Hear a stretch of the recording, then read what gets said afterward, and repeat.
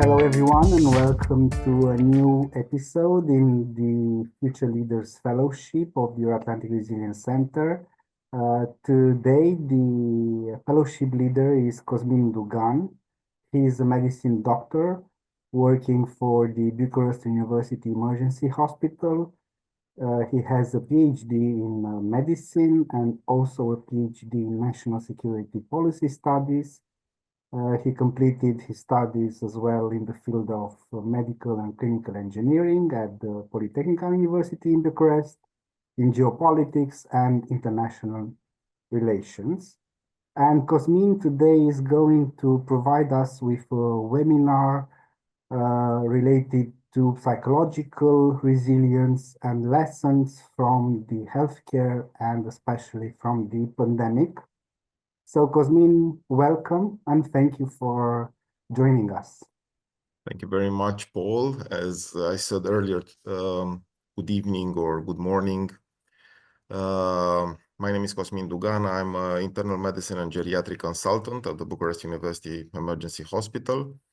I have roughly 17 years in clinical medicine and the last 10 years in an emergency hospital. When Paul approached me, I thought to a theme, something that could be useful, could be practical, something that could be not written from the books, but part of my experience that I could share. I think the most intense period, one of the most intense period of my life was COVID. And though many of us are trying to forget that time, because it wasn't a pretty good time for us, at least doctors. I think also for the patient wasn't good. But it was a turning point in our life, in our personal life, in our professional life. And it will be so, either we like it or not. So I try to obtain some, let's say, some highlights, some things that I could share and find not only I find useful not only for me but for the others. And I found I structure my lecture on, let's say, 12 key phrases, 12 points of interest. I'll try to be quick and present only the essential. But first of all, allow me to present what it was. Probably there are a lot of reports, but allow me to see the pandemics, something to allow you to see the pandemics from our eyes. And I will make a share screen.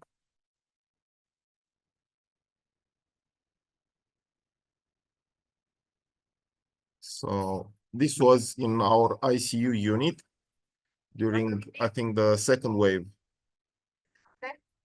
pandemics. Most of them are young people. Bravo.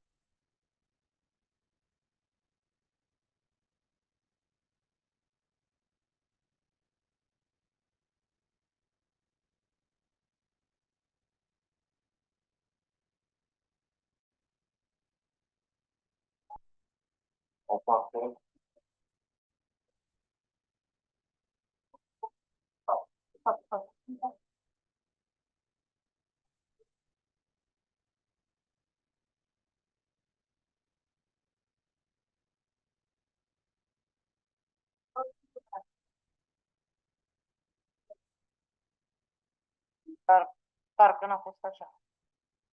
E mai rău scala conecție. Da.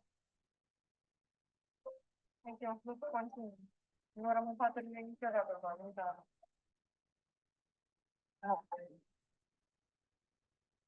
Dumneavoastră cum mai rezistați? Cum mai faceți față?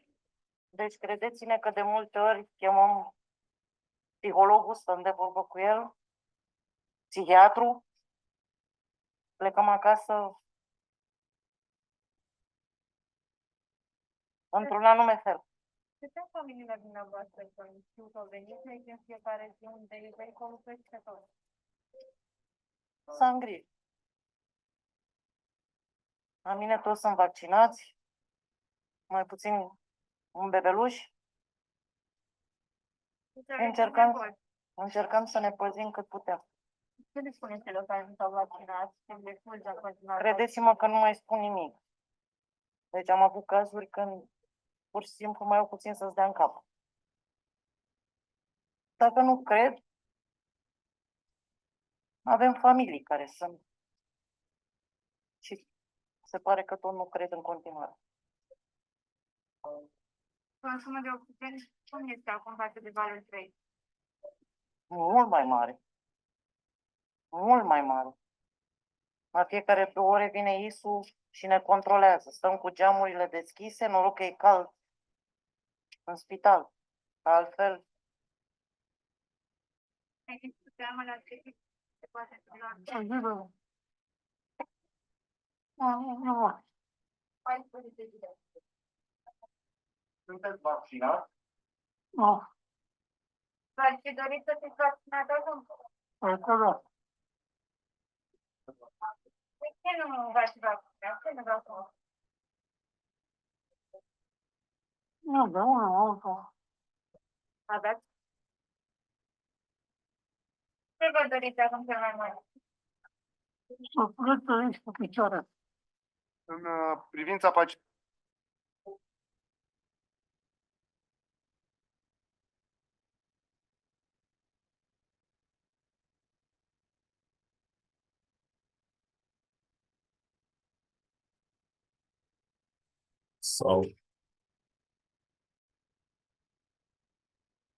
So this was part of our daily life during COVID for months in a row. I can remember the first time that we know that was a pandemic, so, you know, but the first time that, let's say, I realized psychologically that the gravity of this pandemic, it was in a morning report. We were all doctors there and start talking about it, and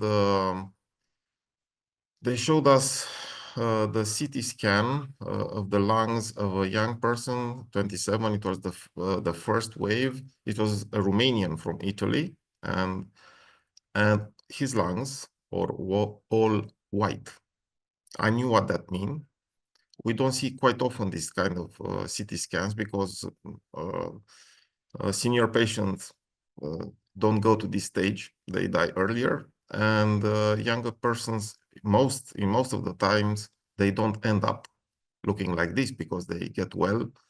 So it's not something that you see common. It basically you have no lungs, you have no surface to breathe. And this guy was 27, non-smoker, no known comorbidities, and everybody just silenced. You could hear a pin dropping, and we're 80 or 90 doctors there, including some of the veterans from ICU, which they are quite accustomed with this kind of, with rough cases, with limit cases.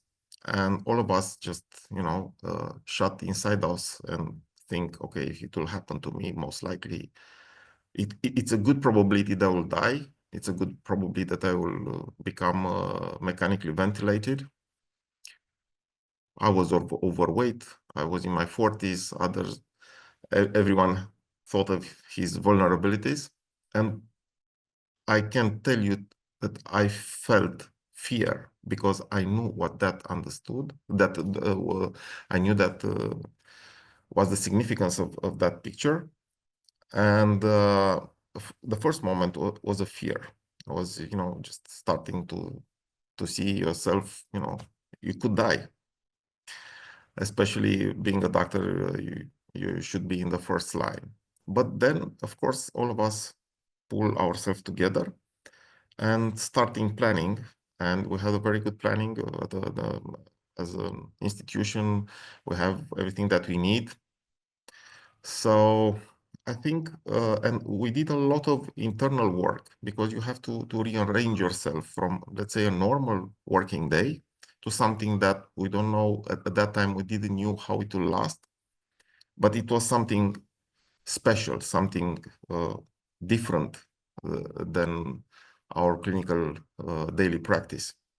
And we did a lot of inside work in order to rearrange ourselves and prepare, let's say, in combat mode, psychologically speaking, and as doctors, and to prepare our families for that. So this, I think, the first thing that I learned is that you have to know yourself. You have to do a lot of inner work when you have this kind of provocation in your life, if you have time. And fortunately, we did have time. And everyone found his coping mechanism as an individual and then as a group in order to continue working, not to be afraid of the patient, because this is the worst scenario that can happen. A doctor that's afraid of the patient, and the patient who wants a doctor who is afraid of him. This is something that should never happen. Whatever it happens, you have to be near that patient, because that's your purpose as a doctor. And I do remember the first time that I entered, it was in the first wave of the patient, which was COVID positive. It was on the mechanical ventilator. They give us all the, like at that time, the Chinese were, let's say, the golden standard regarding the way that you dressed, because they had already, I think it was on the second or third wave in China. And we've been more or less like astronauts when we entered there. We entered, we did our job. The patient survived. That patient was taken over from the ventilator a few days later. But I do remember that I've never been so scrubbed, so washed in my life, because at least at the beginning we did at least 5 showers a day and so on and so forth, because we try to protect ourselves. All our phones, I burn up a phone because I was quite, I disinfected it too much. So the first thing, it would be know yourself, work with yourself. You have to rearrange yourself in order to be able to face this kind of these challenges. Second, we did a lot of, let's say, dull work. A lot of it was something different, but in the end, for almost 3 years in a row that we had COVID, and we treat COVID in hospitals. At some point, it became, let's say, a routine, more or less. So, and you have to wear masks and wear all the gloves and all the protection equipment, which was quite sometimes embarrassing. You got dehydrated. So it was a personal discomfort, sometimes quite for a long time, and you have to endure it. So you don't have an alternative. You have to do your job, either if you don't like it or not. You have to be good at it, because you have colleagues, you have you have your patients. So the second thing is, sometimes life gives you lemons. You have to eat them, no matter how bitter they are, no matter if you have on horizon or not, because we didn't know if this pandemic will end or not. Probably, historically speaking, yes, but on the other hand, for us, it was the same. Month after month, we have more and more. We have patients, periods with lesser patients, and periods with more patients. But on the other hand, it was the same. So you have to endure it. It was quite, let's say, for me, psychologically, I think unfair, because I think all of my friends who are not doctors, it was we had some lockdowns. They were confined at their homes, and they're quite after a month, almost all of them said, I'm just getting bored. I have nothing to do. I will watch all the Netflix. The trash can on my block of flats apartments were full of canister of wine and all alcoholic spirits, because people were getting bored in their homes, were fatigued, completely fatigued, obliterated on the hospitals. And on the other hand, the other ones get bored. So I quite at that moment, I remember that I said, if someone will confine me 2 weeks in my home, I think it was the best leave that I can have, but I didn't have it. So you have to do your job if you can do it until the end, good or bad. And you have to find the psychological tricks and resistance to do your job, even if it's unpleasant for a long period of time. So this is why you have to find your coping mechanism in order to be sure that you are able to do your job and also to keep you happy, because otherwise, a lot of my colleagues have got depressions. Some of them go to the psychiatrist. I think all of us had sleep problems, got overweight, most of us, and other things related to other health issues. So you have to find your coping mechanism that sometimes you could take from your personal history. Sometimes you start learning new. Sometimes you go to a psychologist. Sometimes you go to an, let's say, elder a person, an elder friend who is more accustomed with rough periods, and have a talk and find something that still can make sense and make you a new person able to cope with all this with an adversarial environment. And of course, it's the matter of the loved ones, because at some point you accept I could get infected, maybe I could go to the ICU. You're doing all the contingency planning, but you start remembering that if, let's say, your wife or your kids happens to be infected, that's worse than everything. It's worse than you getting infected. So at least in my case, it was a fortunate case that I could send my wife. Our wife, it was on parental leave, so she lived with her mother in a distant town, which was quite. They had a house there, and everything was okay. And this gave me a tremendous relief. And I remember one thing, that it was a saying that the soldier is not fighting because it's hating the ones in front of him, but because he loves what's behind him. So if you get this area covered, so if you're gonna meet your fate, whatever it will be, and you have to deal with it. But on the other hand, if your family and the loved one are protected, then you are much more able to do your job, much more able to be, let's say, psychologically resilient, because you can focus on what you have to do.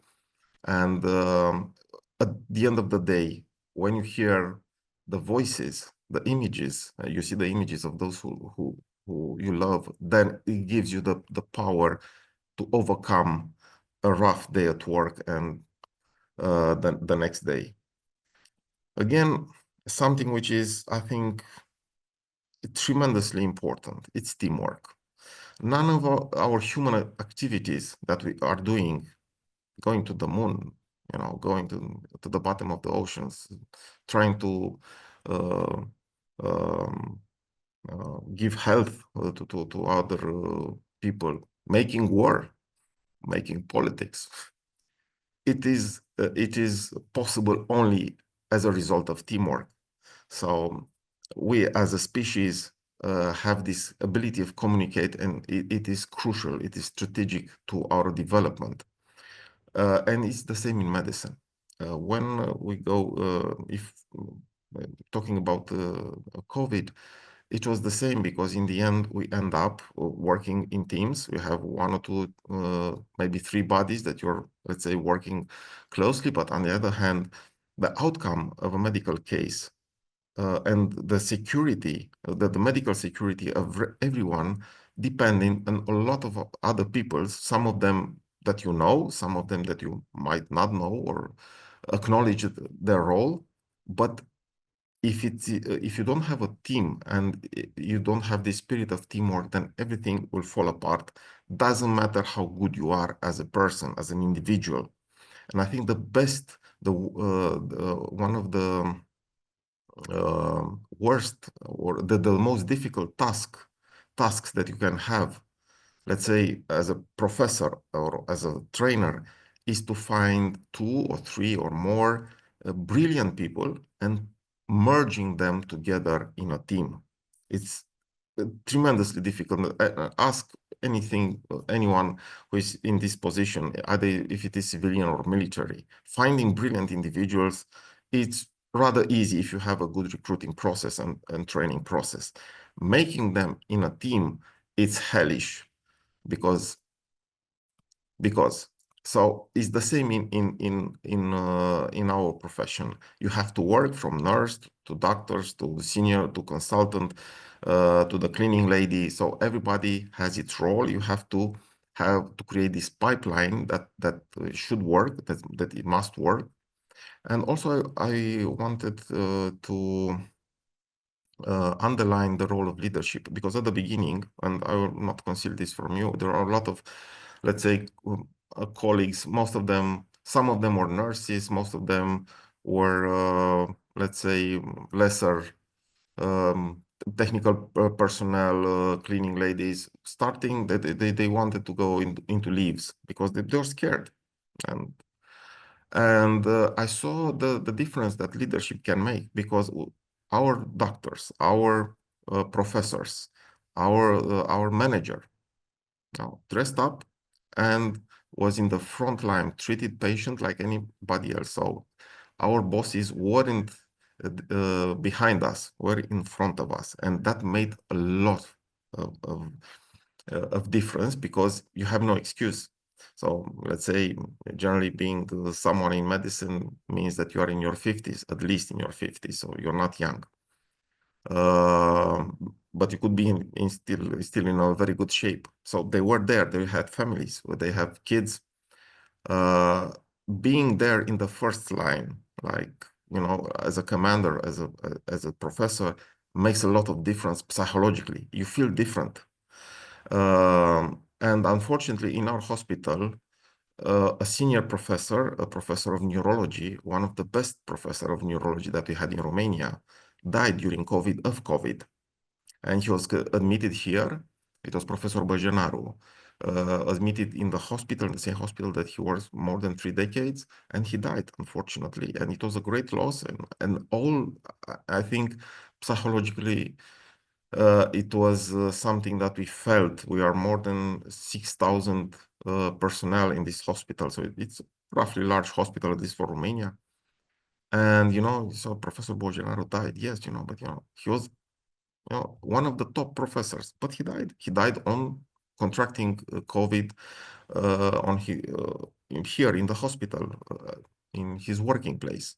So again, the role of leadership was very important in managing, let's say, the collective emotions relating, especially with losses, losses of someone dear. Again, another thing that I will say is, in this process, we had residents, younger doctors that we trained, and they're young. It's understandable. They had their fears. In most of the cases, they're quite overexposed, because younger people had, in most of the cases, the lesser COVID. When infected to COVID, they have most of them got quite well. They didn't got the most acute form of pneumonia, of infection. So in some cases, we overexposed them, overworked them, and we had to train them. We had to be ourselves the leaders, to show them how it is done, to take care of them and their needs as consultants, as senior doctors. And it was quite an experience, because it was different from the teaching process that it is usually. When it's more relaxed, that you don't expect your patient after he's coughing to get you something that could kill you. And again, we have to explain them. We had to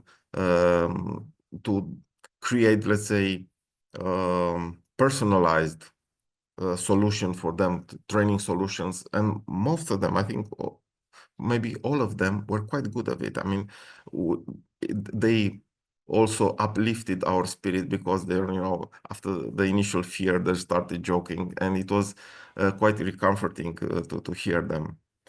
Again, one thing that we encountered during COVID, it was a frantic process of research, because there are a lot of information available. A few sources were, let's say, accredited, and we could use as medical information, but we research a lot, especially during the first wave, because we try to give the patients the best possible outcome. And even you know, in medicine you have all kind of regulation. There, on the other hand, they are strict, but on the other hand, you as a doctor should personalize the treatment and find the best treatment. And in the end, you're in the first line, and you're deciding what's good or worse for the patient, but you also get responsible for what you're doing. So it was not only the medical legal aspects of the business, but also, you know, finding the best solution for the patient, because none of the patients were, you know, having only COVID pneumonia. They have a lot of other comorbidities, diabetes, heart issues, vascular issues. Some of them had strokes, and a lot of other issues that you have to be careful how you could devise the best treatment in order for that patient to get alive, and also in a good condition. And this was tricky, and it was extensive. It was quite common to see 2 or 3 professors, you know, discussing a certain case or a certain condition. What is the best way? No, you should do like this. No. I heard that in Italy or in the US they are doing like that. Do you have this one? So it was quite interesting, because in the end it was a very demanding research process, and we learned a lot, not only about COVID, but about a lot of other, let's say, issues that probably we're not going to encounter for a long time. Again, in some patients, basically we knew that they will not survive. We had patients that the rate of survival at the admission were very low. This you could determine, of course, with a lot of scores, and you have a lot of medical, let's say, infrastructure that you can use, but also from our experience. So there are patients who the family, you know, it was begging you, do everything you do, everything it is possible, but we did, of course, but the rate of survival, it was low, so it was poor. And what you do in these cases, because we saw a lot of death in a short time, and we're not a dying hospital. We're not a hospital for those who die. We're not a palliative care. We are an emergency hospital. We want to save people. So when you have a lot of people dying, you're starting to question yourself. Did I did the best thing that I do? Why all these patients are dying? I'm doing the right thing. The patients are in this such bad condition that they are dying, you know, over the counter. So in some cases, and what will be our attitude? Of course, we did everything that by the book, but in the end, I think the most important thing, doing our job, it was something that at some time wasn't such a sophisticated thing. You have to give them compassion also. In some cases, we could communicate with them and, you know, let them know that maybe they will not survive. And if they have something to do before getting ventilated and probably not recover, they should do it. Should communicate with the family, with the loved ones. Also, we discuss with the families when we can. Again, these are skills that in Romania, at least in my time, 20 years ago, were not teaching in the university. Now they teach medical communication, the SPIKE protocol, sorry, that it's in the US. But even so, if you're trained in doing this communication, doesn't mean that you're not getting impressed. You're not. There are a lot of cases and situations that it's impossible to look as an impersonal communication. So, but you know, sometimes everything that we can really offer them, it was compassion and maybe help them in their last days, which is terrible because some of them didn't expect that, and some of them, when they understood, they had, let's say, a negative reaction. So this is something that, again, emotionally scarred us, because we all remember patients, even today, that, you know, didn't make it. And they were quite alive when they come, some of them young, some of them younger than us. Tragic situation, but it can happen. Again, and as I mentioned earlier, it's very important in this periods of in hard times to take care of yourself.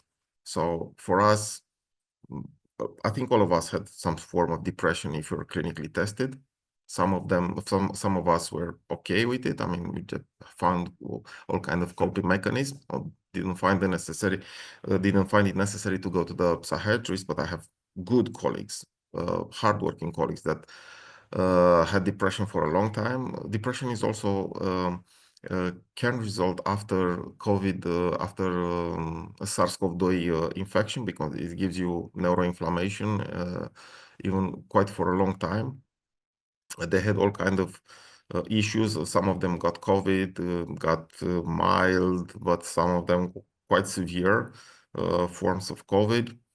So a lot of us, you know, gained weight. A lot of us were not in a very good shape after 3 years of COVID.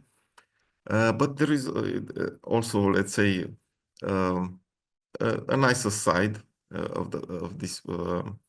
A lot of, let's say, younger females, younger colleagues, younger women, they were quite unhappy because they were unable to date. Some of them wanted to get married and say, I wearing masks, gloves, and everything. So he's not someone. The guy that I like is not knowing how I look. In Romania, at least, orthodontic and plastic procedure spiked during COVID because nobody can saw your face. So you could wear the damn bracelet and nobody can see that you're having a bracelet or you have your lips swollen. It was quite a phenomenon. So, you know, humans adapt to the situation. Also, I think it's very important, and I mentioned that you know, to connect. I have much more friends after COVID than I had earlier, and some of the links were quite strong. So part of our coping mechanism, of our survival mechanism, is making new friends, making new acquaintances. I have friends, let's say, from some of the patients from that time, but also from my colleagues, that we had to collaborate in new ways, or in ways that nowadays, for example, we don't need to, because you don't have this kind of patience anymore. So again, connect with your peers, connect with other people. It is important. In my opinion, at least in medicine, survival, you survive more, your, let's say, network of friends, it's as important as you taking care of yourself when you talk about health. So they're very important. And again, I think that's the final message, is that you have to protect, to enhance, to cherish the professional community. So if you're, let's say, in a long-term institution like myself, and generally doctors in Romania, not very often they change their working place, especially if you're working on a public hospital. So it's very important to create a resilient community, to know each other, to know personally what you like, what you don't like, what you are good at. And I think that that's very important. We're not perfect. We're civilians. If you look in our hospital, you won't see something extraordinary. So it's a hospital. But, you know, even ordinary people in extraordinary situation can become themselves extraordinary and doing a lot of good. So this, in the end, connected us. All this hard work, all our losses, our frustrations, which were a lot, our discomfort, our life stories, created a more resilient community. And in the end, I would like to show you our community. We have been, let's say a movie made last year because we celebrated 45 years of activity, and this movie is capturing the essence of us.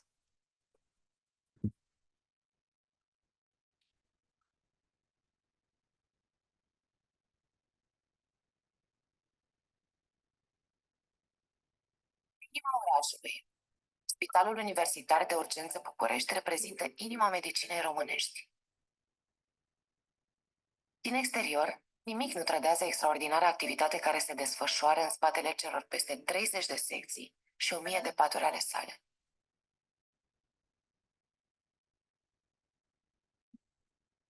De 45 de ani, în această uriașă instituție medicală, pulsul vieții bate neîntrerupt.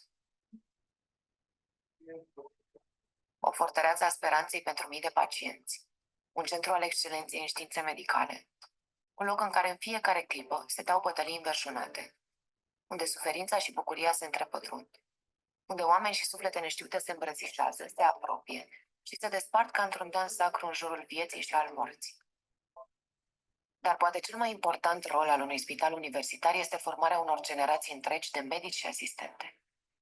Aici învață tainele meseriei viitori specialiști, sub îndrumarea celor mai buni mentori.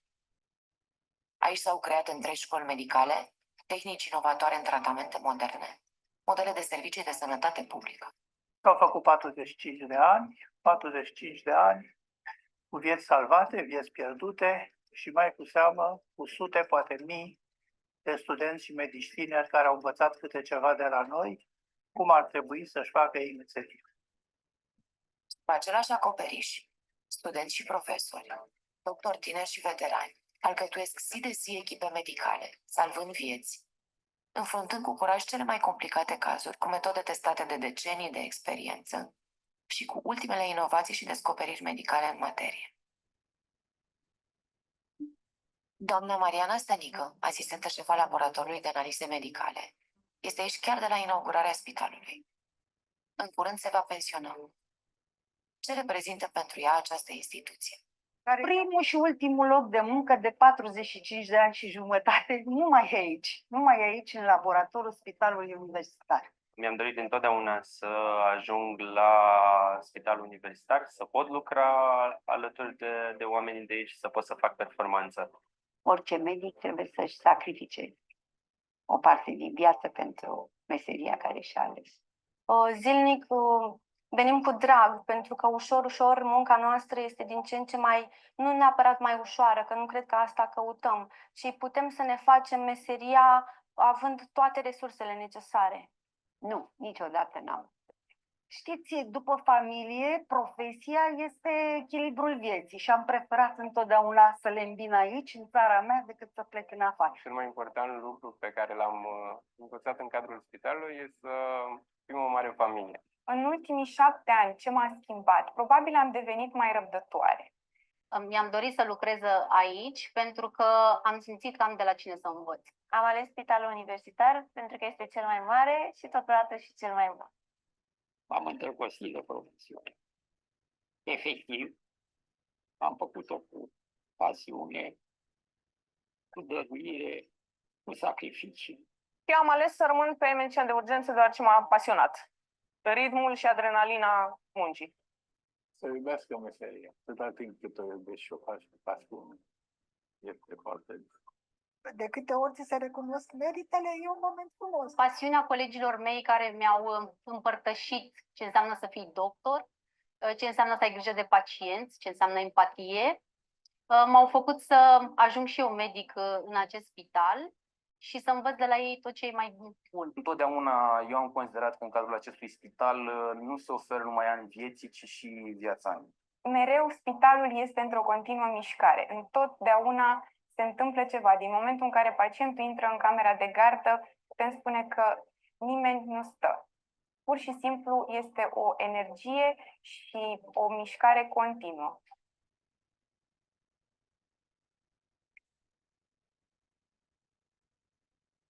Cel mai bine pe unde te simți bine.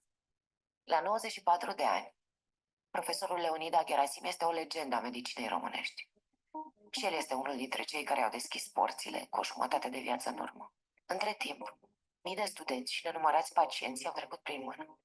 Este încă activ și prezent în viața spitalului.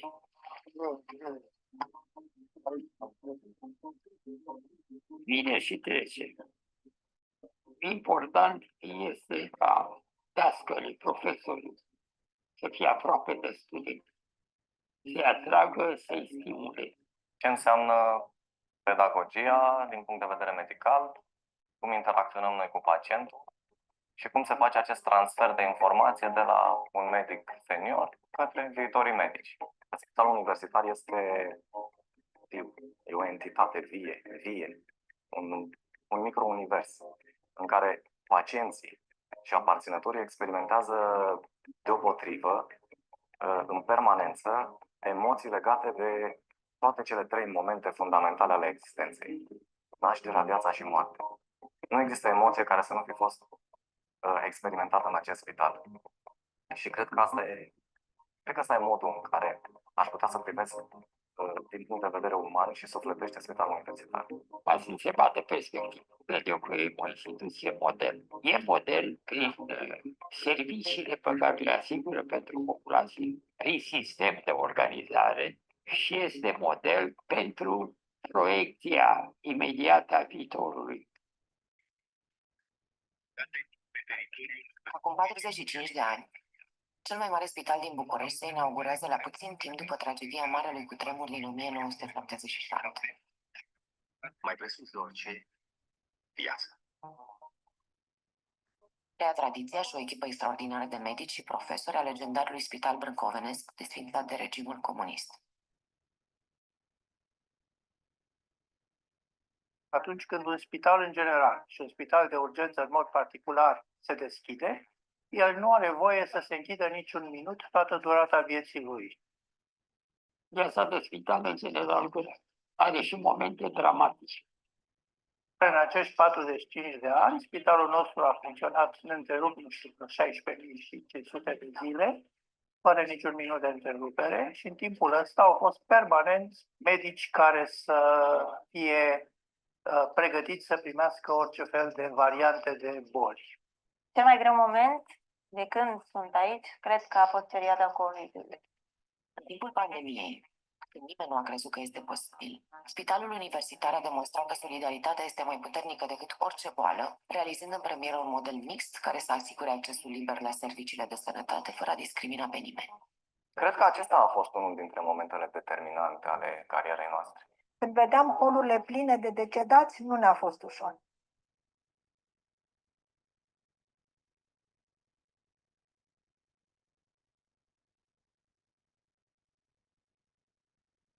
În fiecare zi și fiecare noapte, disperarea se luptă cu speranța, iar miracolul nașterii cu taina morții.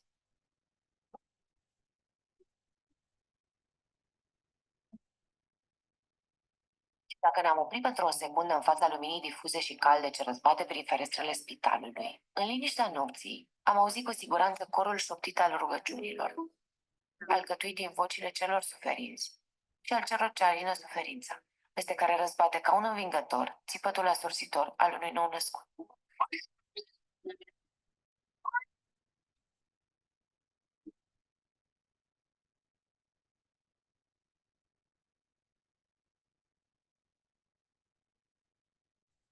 La spre ale spitalului. Morfota camerei de gardă nu se sfârșește niciodată. Nu trebuie să ne temem. Doar ne așezăm în primul rând și contemplăm. Aici sunt oameni. În spatele costumelor, ca într-o piesă de teatru, se ascund minții scutitoare, suflete curajoase călite la focul luptei pentru viață. Aceștia sunt chiar medicii de gardă, echipa spitalului, familia noastră. La mulți ani!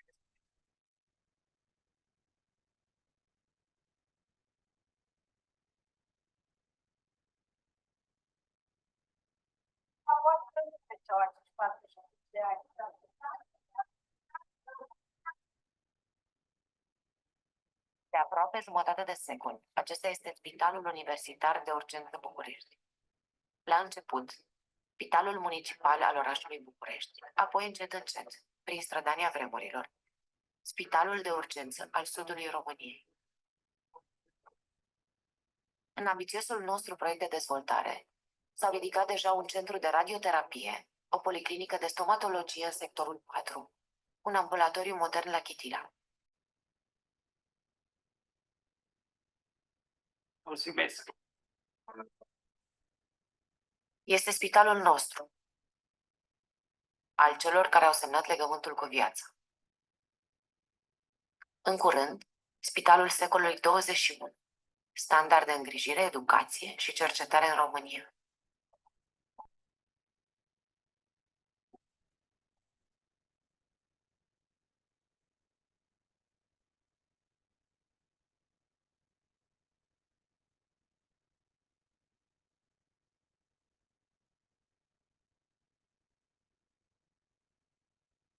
SICAR trăiește prin acțiunea fiecăruia dintre noi.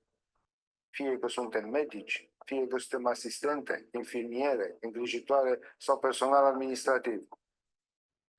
Spitalul universitar va trebui să devină un spital al viitorului. Va trebui să devină un model de bune practici medicale. Spitalul acesta este viața mea.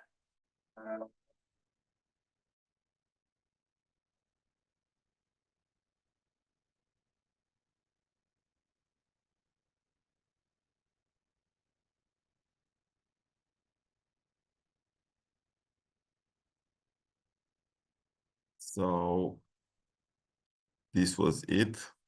Sorry. And we're back. So this is from my part. If Thank you, Cosmin. Quite, quite impressive, your presentation and the last video, and also the first video. Well, if you wanted to say something, I'm sorry if I interrupted. no. If there are questions or if you want to discuss about something that I mentioned, I presented. Please, fellows, this is for you. I'm If happy you to have just any start questions. this conversation. Yeah, I'm happy to start.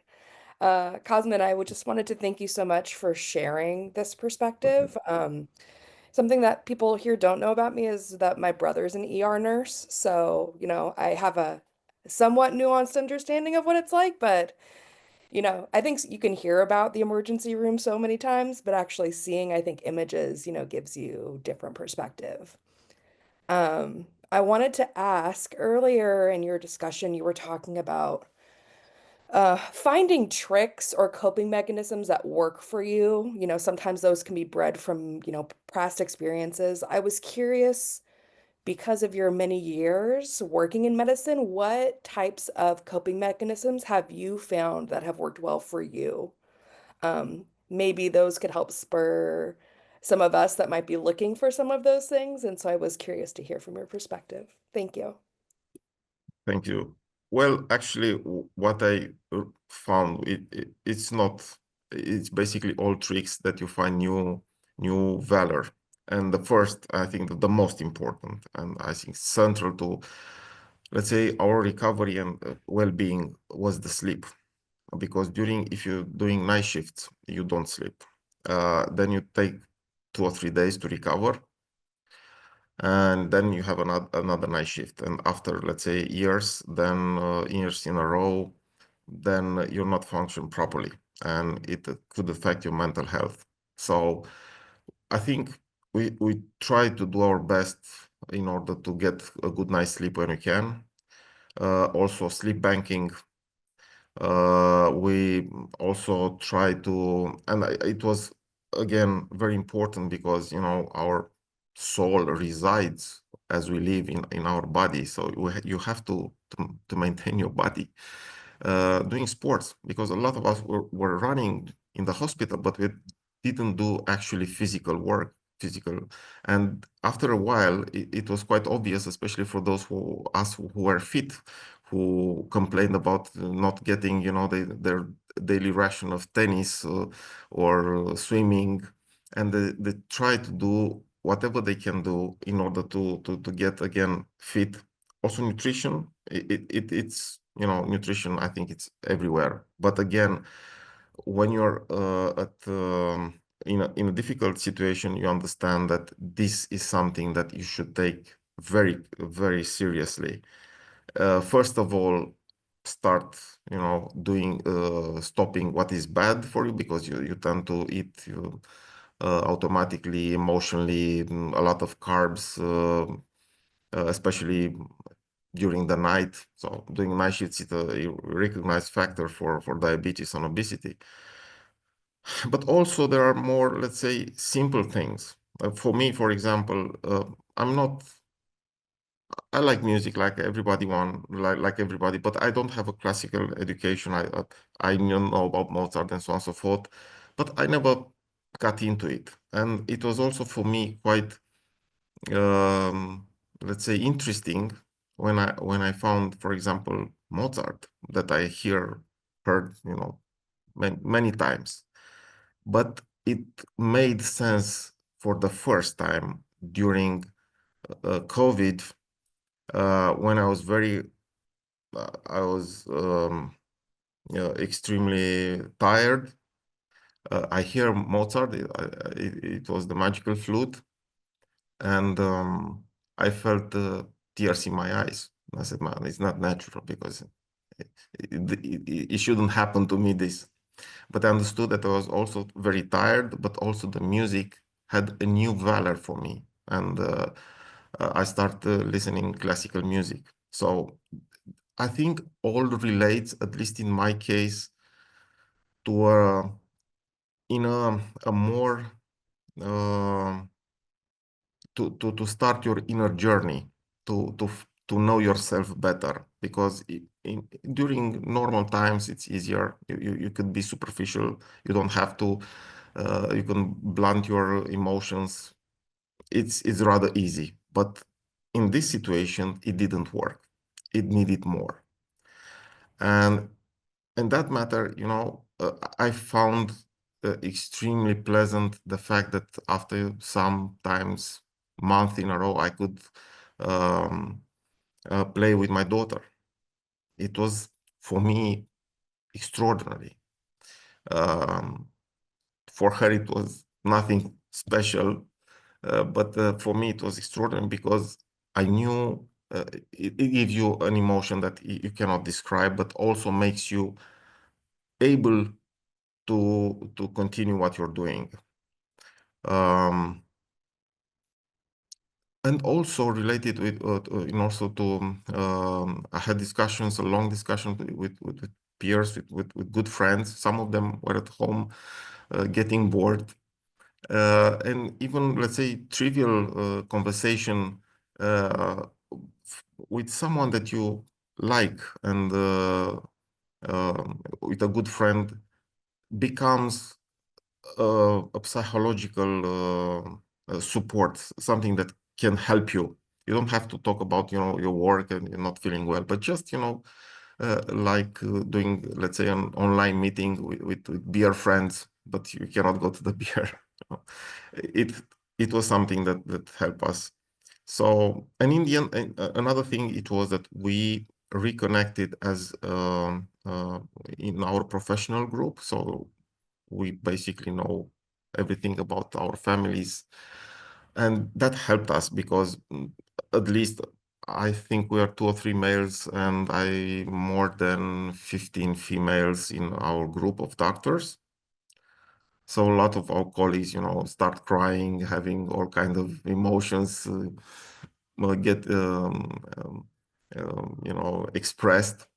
And it was quite interesting because it was like a game, some of our colleagues, you're crying today, then you're giving comfort tomorrow. And this helped us because we exposed our vulnerable side.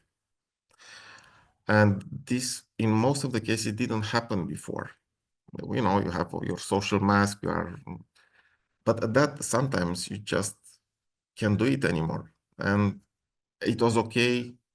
We had, let's say, a protocol in order to watch our backs and to be sure that we are okay.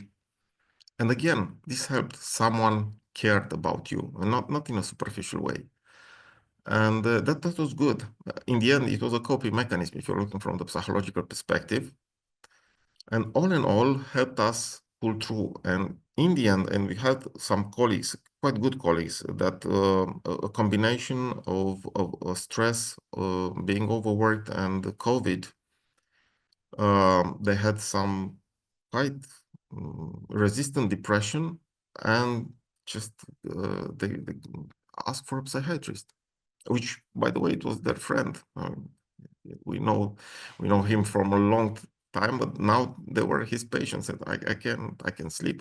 I'm not feeling well. I have all kind of thoughts that are not me. So please help me. And again, this was very important because the first, especially let's say in mental health, it's very important when the patient is convinced that it's having a problem and it's asking for help. Either it is a depression or it is an addiction. Every say, I'm an alcoholic, I have a depression, please help me. And for us, it was very hard to say because, you have our pride as a person, as a professional. And also this is something that has never happened to you. It's happening always to the others. So all in all, for us, it was a process of rediscovering ourselves, rediscovering and new ways in coping with our emotions, with our life scenarios, with our inner fears, because basically as a doctor, you don't expect to die on your working place, at least most of the times. And we're civilians, we don't have a special training in that matter. But I think in the end, it worked. All of us, or in my team, and I think other teams that I know, pulled through.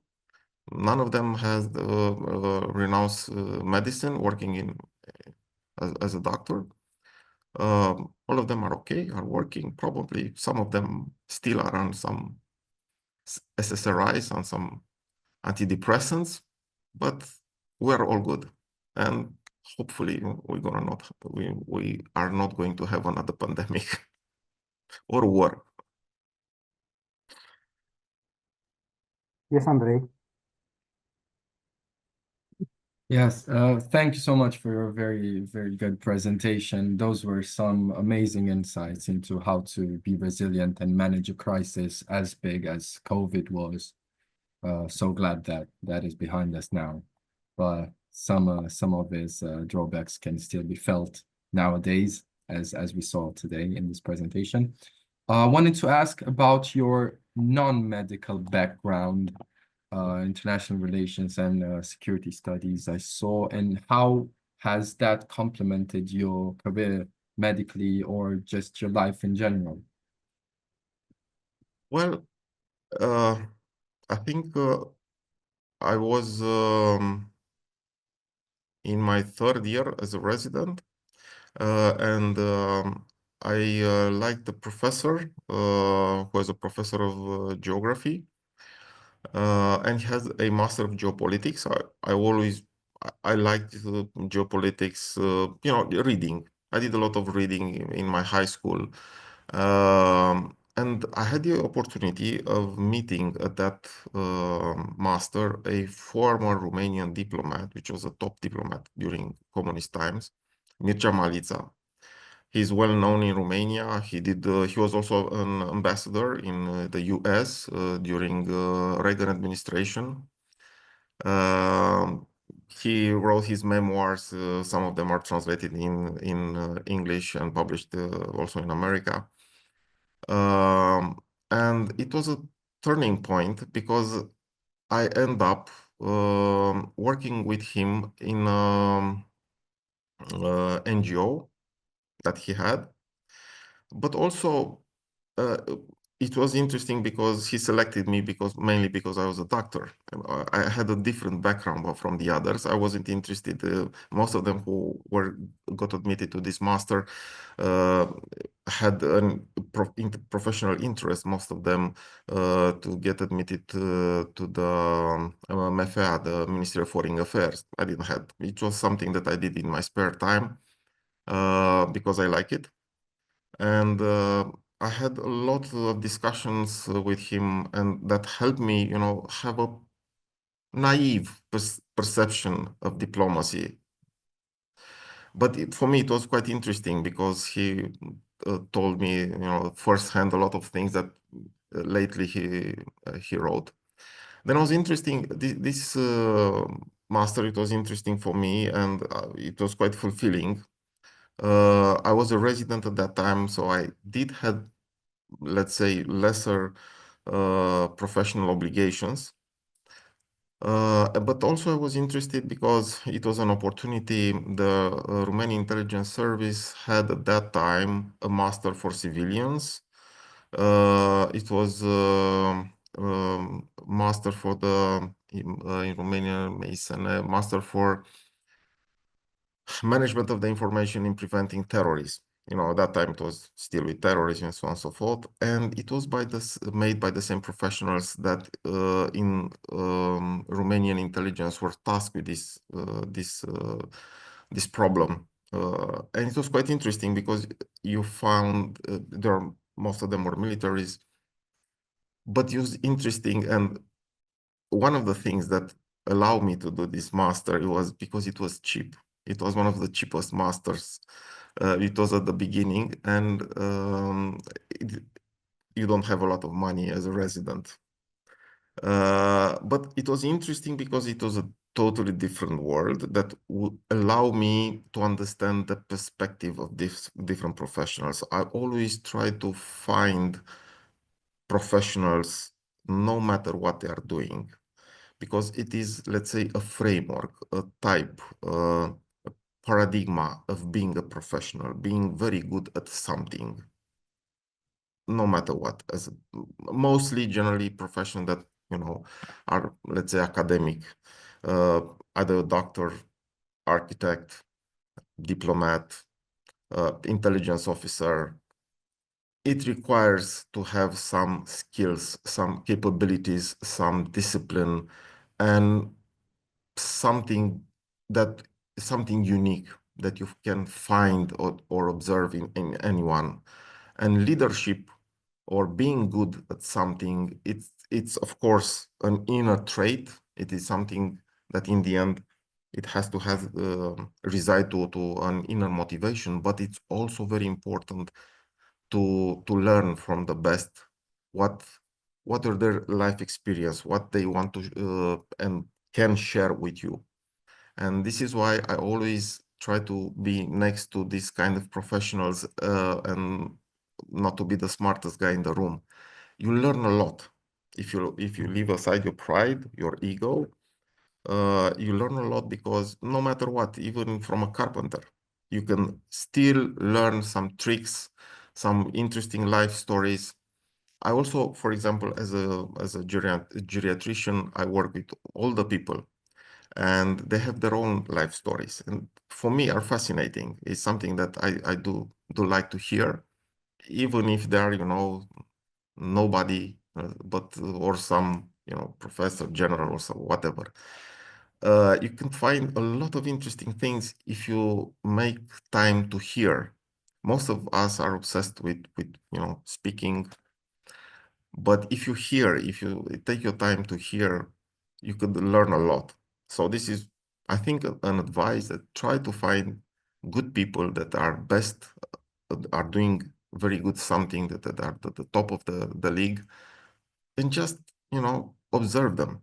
Even the way that they are dressing, the way they are speaking, they are doing their speech, the way that they are, solving a problem. Even the way that they are trying to recover from a mistake can be useful for you. So this is why, let's say, I did had some time in that part of my life. Now I don't have that time. I know that, even if I could, I have more opportunities, but I don't have time. So professional, family, that's what that I can do, and some research. But I think I had and this is something that I congratulate myself, is that I understood that it is a unique time in my life, that I could do something in that period. It doesn't, I didn't earn anything, let's say money or success or fame, but for me as a person, it was very important, because at least I don't want to make a difference, but in Romania, the idea of the school was to complete you as a person. Nowadays is to make you to be viable for as a workforce, which is, I think, deplorable. So of course you have to have a job, you have to earn your money, but you as a person should be much more than, some workforce. And this is very good for yourself, because you're feeling this need, to be fulfilled. You have the humanities, you have not only this mathematics, programming, and this fulfill my need to understand better the reality, the world. And I have a lot of curiosities that I had the opportunity of fulfilling, working and speaking with these professionals. And as a person, for me, it helped me a lot. Not only that I connected with a lot of different people from different areas, but also that I found a lot of other things that in the end helped me. For example, as a doctor, I had this, I like to make connections with other hospitals from other countries. So I had been involved in connecting my hospital with hospitals from Japan, from Republic of Korea, Vietnam. Now we're trying with the US, I think in Chicago or Michigan area. And it was interesting because, the term of medical diplomacy, it exists, but it's not a science in itself or a branch. It's largely ignored and left to the professionals that are connecting each other. But it's interesting because especially during this kind of times for disaster, pandemics, you need to ask your fellow colleagues all over the world, because we have this electronic infrastructure, and we ask our Romanians, the Romanian doctors in the US, in Italy, in Spain, in the UK, how do you treat your patient? What do you give them? What is your national protocol? Is it good or that? I have a young patient of 25. What should I do more for him? He's dying. I need something. So give me something that you're doing better than we are doing. So the medical community was discussing all over the world, from Australia. So all over that we had an acquaintance or Romanian doctors that you knew, you start talking with them, in order to find the holy grail, something maybe they invented first. And again, for us, in the end, it translates in a better coordination in information that was tested. It was clinically tested from someone that you believed. It was an informal network, and it stayed like this, an informal network, but it helped us a lot. In many cases, it didn't give you something new, but it told you that what you're doing already was good, was something that they also see as, let's say, competent, efficient, and you're not damaging the patient. You're still assuring the safety of the patient. So it was useful. So this is why, mainly to ask to your question, because it fulfills you as a person, not necessarily because it gives you some advantage, financially especially. And there is a limited time frame in your life that you could do this kind of thing. I think another time frame is after 45, 50, when you're getting good at your profession, you have some position, and then you may have some time in order to make another master or something like that that you're doing for yourself. Well, I have friends who are, and a lot of doctors, again, have a lot of strange hobbies. Some of them are common hobbies, they like music, they go to the theater.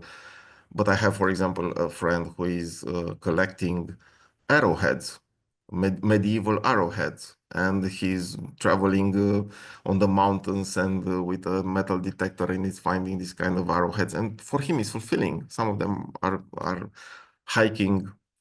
But again, all these kind of things helps you go on, fulfill yourself. Some of them are in sailing, which is quite common, or fishing or other things. And it allows you to balance, but also to fulfill yourself as a person. And being a better person, you could be a better perfectionist.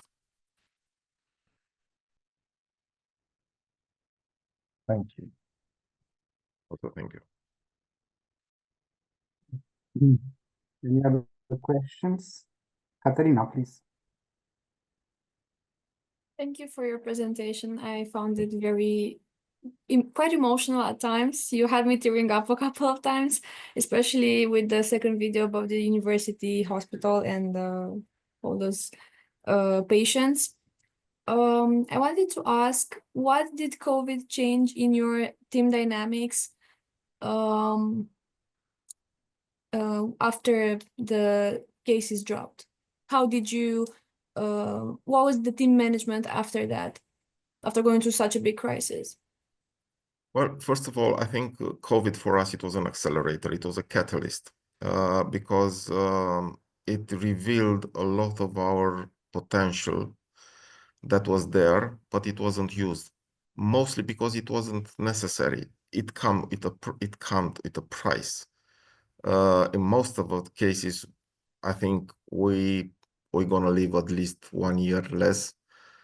But that's a problem for us being in our 70s, not for the moment. But we are more direct, more efficient. We are much more able to judge cases, the severity of the cases that we are dealing with. Sometimes, let's say, we can endure a higher stress. Let's say, for example, it happens sometimes that you are in a bad mood with your fellow colleague, something that, and you're able to get over it much more faster because you have a history together. So, you fight with him. It's something that it happened in a few moments, and then say, okay, let's go to the patient and solve the problem. So it makes you, let's say, it's the same thing like what's happening during hardening of concrete. So this thing hardened us, made us better as a team, but also allow us to communicate better. Also, we receive a lot of new equipment, and also having, let's say, a benchmark. Because sometimes, it's hard in night shifts. You have a lot of patients and say, but still it's not like in COVID. I mean, yeah, you could still manage it. We've seen worse. We can do it. We're still young, so to speak. So I think it's the same thing. You could have some, let's say, like in war, you could have someone with PTSD, but on the other hand, you have survivors who are way better of coping with civilian life, with normal life. With now we're doing what we should, what we're trained to do. So I'm an internal medicine, gastroenterology department, so we have normal cases are living, they're dying, but it's something that we expect. You don't see so often young people dying, which was something that, one thing that you never acknowledge, so you acknowledge it during your life, is when someone younger than you is dying. Because psychologically, we are all young, 40, 50, 60, you inside, you're feeling young. But when someone of 22, 23, 25 is dying, you say this is not right, and you remember your age. I think this guy was half of my age. Is not okay, and it scars you emotionally. So it made us to communicate more efficient. To resume, it made us more in our control of ourselves, because it was very difficult, and after COVID we didn't see anything for such a long time as hard as COVID probably war could be, and hopefully it will never come. By the way, after the COVID, it's a bitter joke that Mr. Putin, that the only merit of Mr. Putin is that he ended COVID in 22 of March 2003, I think, or 2002, when invaded Ukraine, because then COVID stopped. So basically, nobody talked about COVID afterwards. Everybody talked about the war in Ukraine. It's a bitter joke. Then the war in Ukraine started, and we're nearby Ukraine. You have, I think, almost 700 kilometers of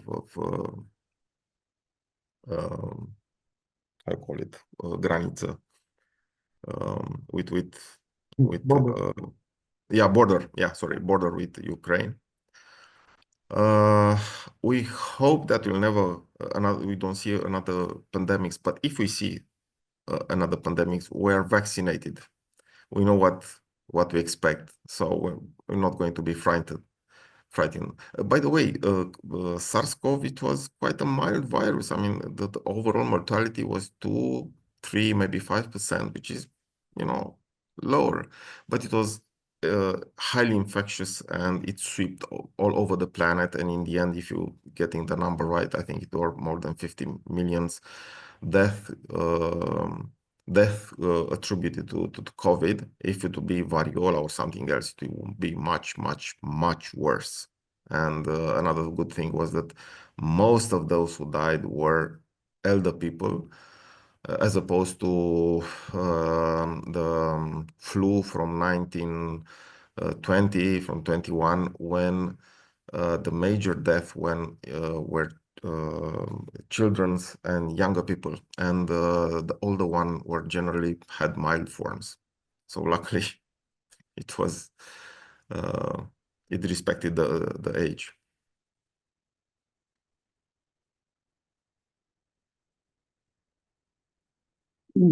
Other questions or commentaries? Just say hi.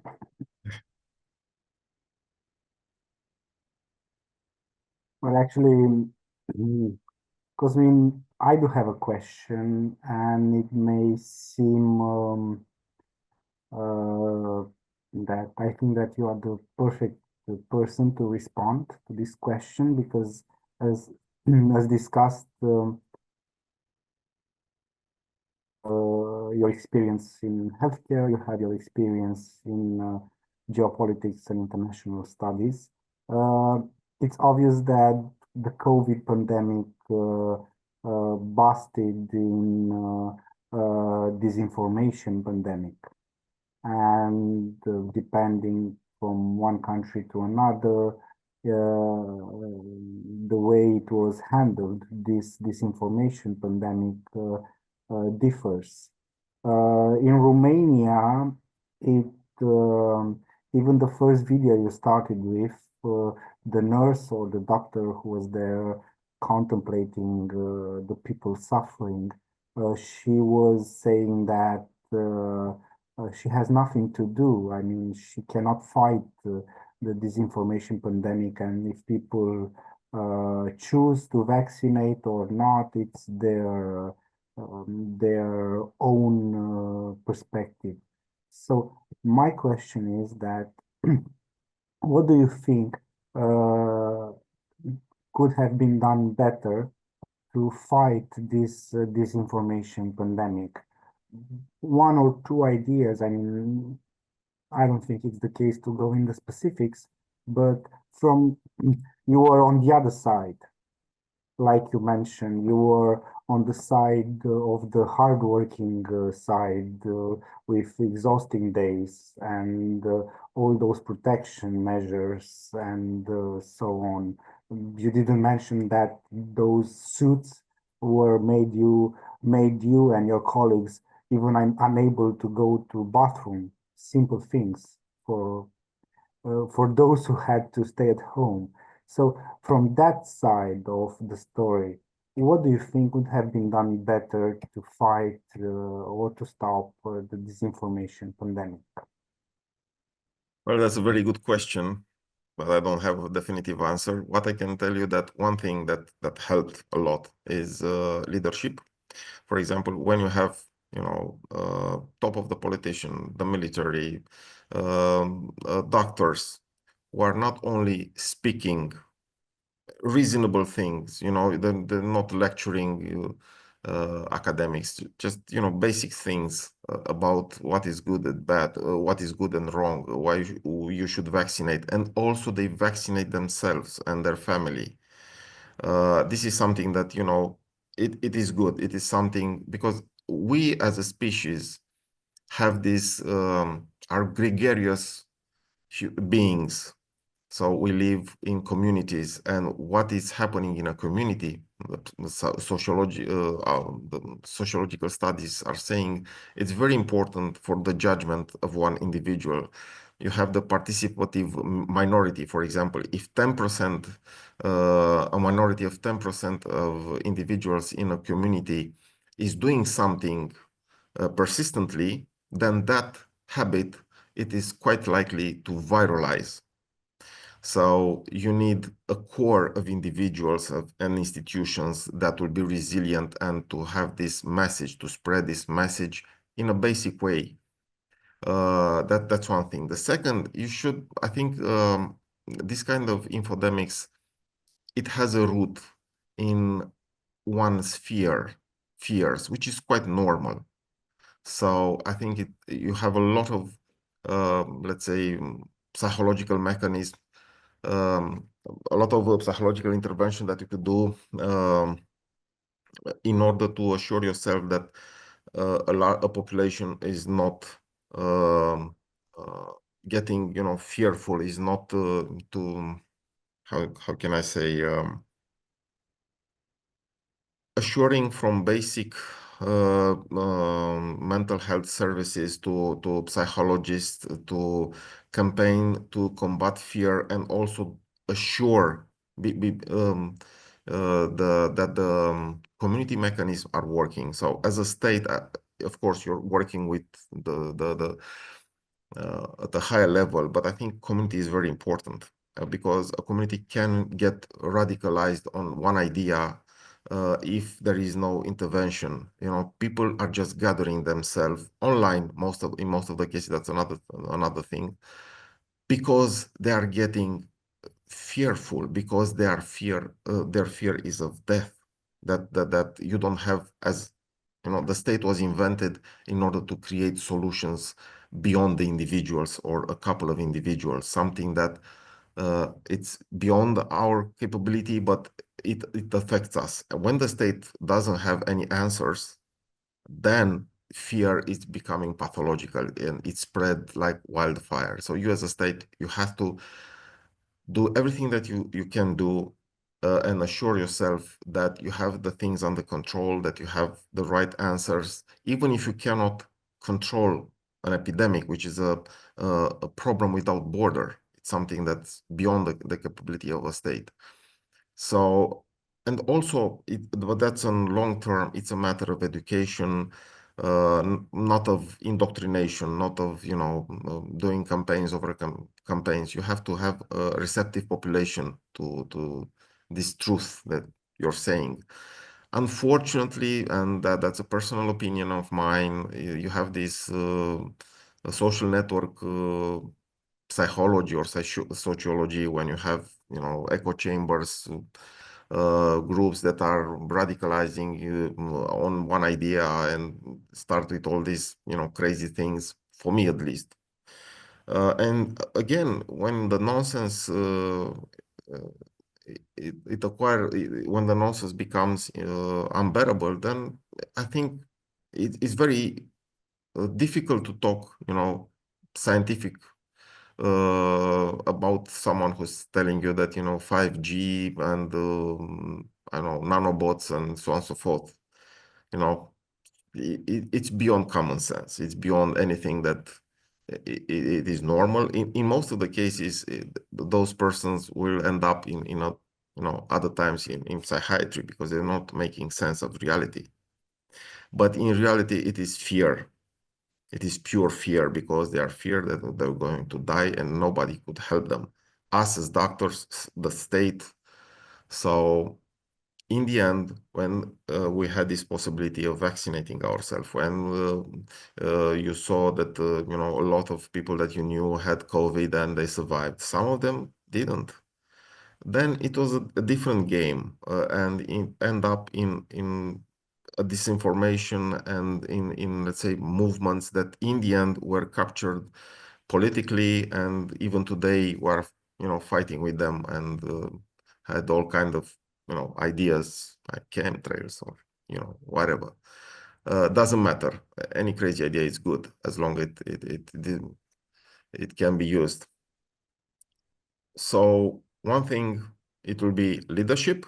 So you have to have your leaders stand up, be the first example. Second, to assure yourself as a state that you are doing everything that you can and communicate this. It's a matter of strategic PR, strategic PR to say we have hospitals, we have doctors, we have everything that it is possible at this moment. It was for us, heart-filling. It was difficult to watch when we saw, for example, American patients who died, who were buried in the park, in a long trench. They were buried there, like during war times. I said, come on, if this happened in America, we have still an idealized vision about America. But on the other hand, we look quite interesting, for example, in countries like Republic of Korea, Japan, Israel, Finland. They're extremely good in managing COVID, not only medically, because medically we had, I think, almost everything that they had, maybe less ECMO machines, but they had an educated population, a resilient population, in some cases prepared for war, and they had a very good communication at the governmental and community level, and people accepted, did their job as community and as patient. They had the lowest mortality in all the world, and they were benchmarked even today. Israel, they say the central government said you should vaccinate because the state considered this is something good for you, and they just during like in a war zone, they got in the stadiums and got vaccinated. They have, I think, 88 or almost 90% vaccinated because the state tell them so. You have to do it. That's your job. Unfortunately, it was an example that cannot be replicated in Romania. And it is something that we still need to analyze because they're very resilient of what they did. Republic of Korea, again, it was an argument that, but Israel, it's a small country. Well, Republic of Korea is not. Japan is not. I think they have 120 million individuals, and they are very crowded there. They did, again, they were very disciplined. Of course, they had their issues, their problems. I spoke with Japanese doctors. They had been a lot of the issues, but they managed it. Again, Finland, again, it has its peculiarities, but the population there, it's also prepared for war with the Russians for roughly 50, 60 years. And also they're very disciplined as a society. So they got vaccinated. Even the Sami population during the north after the... So it's a lot you can do. Unfortunately, I don't have a solution for, how to tackle this social network issue because it is difficult. It becomes a persuasion machine. It's highly efficient. It's based on our biases. It's also a great tool in order to spread knowledge, but also disinformation. We should see what the future brings us. We will certainly see. Okay. Any other questions?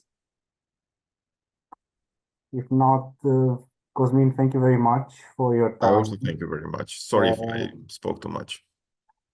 For me, it was perfect. I mean, I've learned many things, and I got the chance to see resilience from the medical perspective, which is not quite common. I also thank our fellows for their attention and the questions, and see you soon for a new episode. Thank you. Good evening, everyone. Goodbye. Thank you. Thank you very much. Bye. And have a nice day or evening, and a lot of success in your career and in your life. It's important. Thank you so much. Thank you. Thank you. Good luck. Goodbye.